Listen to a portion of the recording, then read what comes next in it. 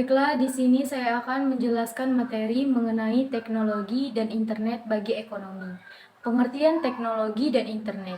Teknologi seluler merujuk pada segala teknologi yang memungkinkan komunikasi nirkabel antara perangkat, seperti ponsel, tablet, dan komputer, melalui jaringan seluler.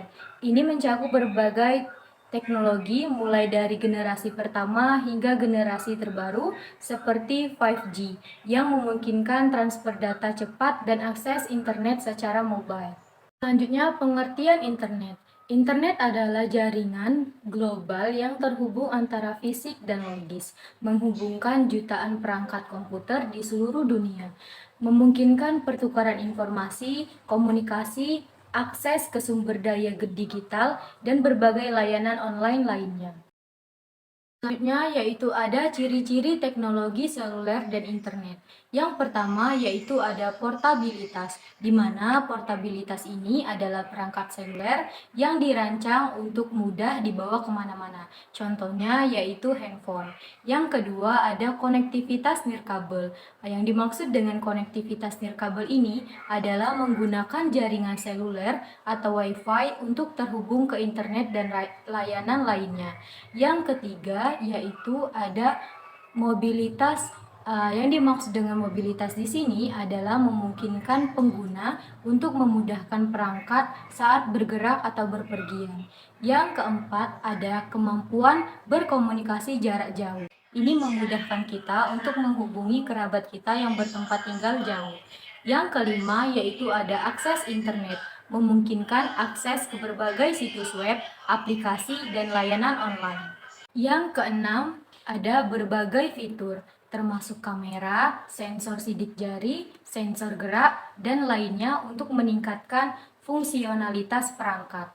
Yang ketujuh, yaitu ada kemampuan untuk menginstal aplikasi.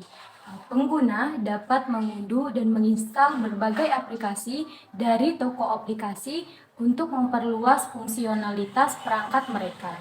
Contohnya kita bisa menginstal aplikasi di Play Store.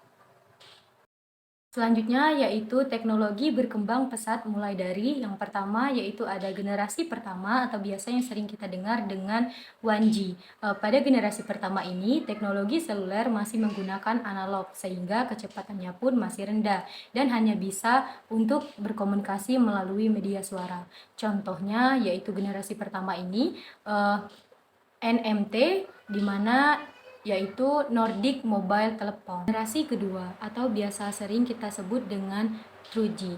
Pada generasi kedua ini menggunakan teknologi digital dengan kecepatan rendah sampai dengan menengah. Contoh dari generasi kedua ini yaitu GSM dan CDMA.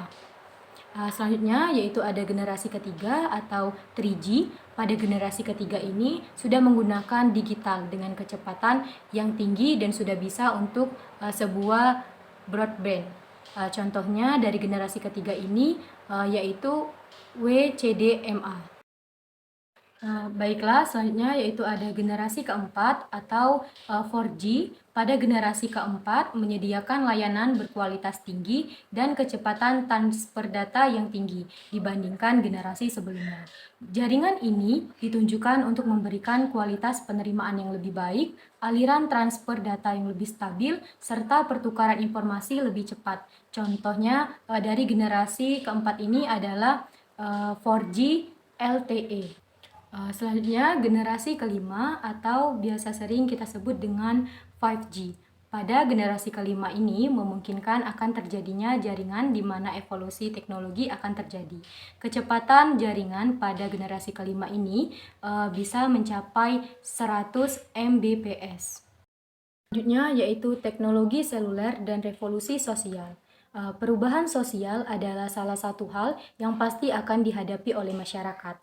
Nah, perubahan ini biasanya terjadi karena adanya suatu hal baru ataupun adanya anggapan bahwa sesuatu yang lama tidak berfungsi lagi. Perubahan sosial ini bisa memberikan dampak positif dan dampak negatif bagi masyarakat.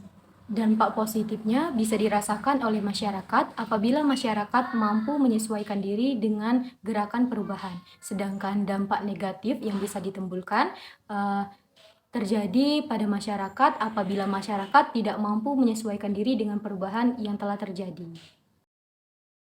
Selanjutnya, perubahan yang terjadi akibat adanya teknologi seluler. Yang pertama, yaitu cara berkomunikasi. Sebagai contoh, dulu masyarakat Indonesia banyak yang menjalin komunikasi dengan cara surat menyurat. Namun, adanya kemajuan teknologi telah mengubah kebudayaan di masyarakat dalam hal menjalin komunikasi. Contohnya, bisa menggunakan handphone. Selanjutnya yaitu cara berpakaian. Cara berpakaian masyarakat saat ini sudah banyak dipengaruhi oleh kebudayaan lainnya. Saat ini bisa ditemui dengan mudah cara berpakaian yang bersifat lebih modern, yang bisa menjangkau berbagai kalangan, khususnya anak muda, di mana meningkatnya permintaan barang yang menjadi meningkatnya juga pertumbuhan ekonomi yang terjadi di masyarakat. Yang ketiga yaitu ada gaya bahasa. Contohnya perubahan gaya hidup yang positif seperti rajin berolahraga, menjaga pola hidup sehat, dan mengurangi konsumsi daging dan berbagai jenis lainnya. Selanjutnya yaitu yang keempat ada gaya berbahasa. Menggunakan dan memadukan bahasa Indonesia dengan bahasa Inggris. Hal ini tidaklah salah asalkan tetap menjaga kelestarian bahasa daerah dan bahasa Indonesia. Yaitu ada teknologi seluler dan revolusi ekonomi. Teknologi seluler telah menghadirkan revolusi ekonomi yang signifikan melalui beberapa cara. Yang pertama yaitu peningkatan konektivitas. Dimaksud dengan peningkatan konektivitas ini adalah teknologi seluler telah menghubungkan jutaan orang ke internet di seluruh dunia, membuka pintu bagi akses informasi, layanan, dan pasar global. Selanjutnya yaitu ada inovasi dalam pembayaran dan keuangan. Perkembangan teknologi seluler telah memungkinkan pembayaran digital, transfer uang, dan layanan keuangan lainnya melalui perangkat seluler. E-commerce. Perangkat seluler telah menjadi platform utama bagi bisnis e-commerce, memudahkan konsumen untuk berbelanja secara online dengan mudah dan nyaman. Yang keempat yaitu adanya peningkatan produktivitas. Mengapa meningkatkan produktivitas? Teknologi seluler telah memungkinkan akses cepat ke informasi dan alat produktivitas di mana saja dan kapan saja. Hal inilah yang memudahkan peningkatan produktivitas ini. Dan yang kelima yaitu inovasi dalam layanan. Contohnya berbagai industri termasuk kesehatan, pendidikan, transportasi, dan lainnya telah mengadopsi teknologi seluler untuk meningkatkan layanan mereka.